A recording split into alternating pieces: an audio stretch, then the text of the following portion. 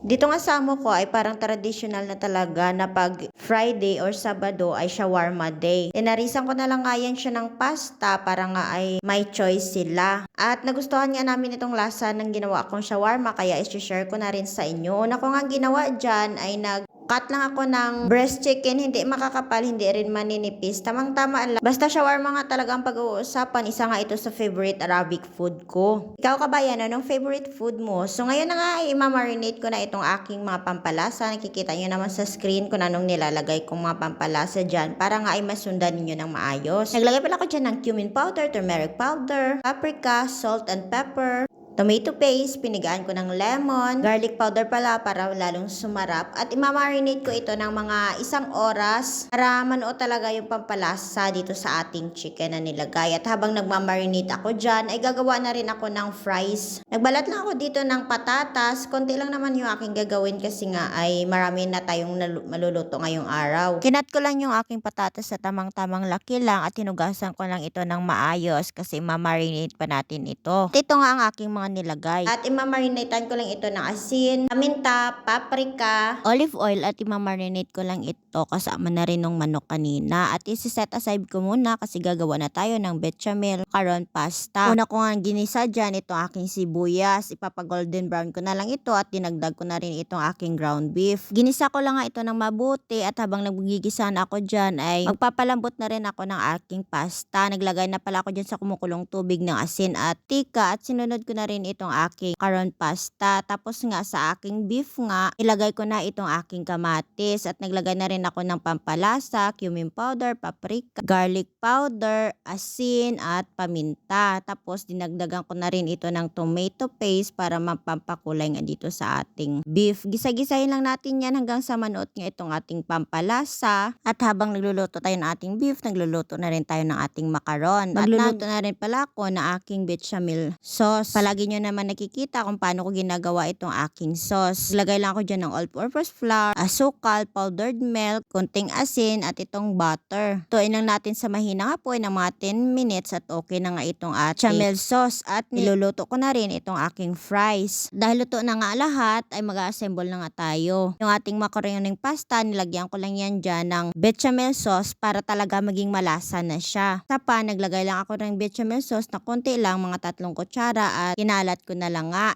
Tapos nga sa paglagay ko nitong aking macaron, hinati-hati ko lang. First layer nga ay macaron, tapos itong aking beef at macaron ulit. Same process lang yan hanggang sa matapos nga umaubos nga itong ating mga sangkap. At yung pinakahuling na ilalagay ko ay itong bechamel sauce. At syempre wag natin kakalimutan itong mozzarella cheese kasi isa rin ito sa magpapasarap sa ating pasta. At sa pagluluto naman ito, up and down yung apoy, mga 10 minutes lang. Bantayan nyo baka masunog kasi yung taas. At dito na nga ay magluluto na rin ako nitong aking chicken para sa aking shawarma. Ginisa-gisa ko lang yan dyan hanggang sa lumabas nga itong kanyang oil. At lulutuin ko lang ito ng mga 10 minutes. Ito naman ang magiging sauce ng ating shawarma. Ilagay lang ako dyan ng mayonnaise, yogurt, garlic powder, asin at paminta. Kung may hot sauce nga kayo ay masarap rin pag nilagyan nyo na hot sauce. Di kaya ay ketchup. At dahil nga tapos na ito lahat, ay nag-assemble na nga ako sa tortilla bread. Naglagay lang ako dyan ng sauce at itong chicken. Tapos niro-roll ko lang siya.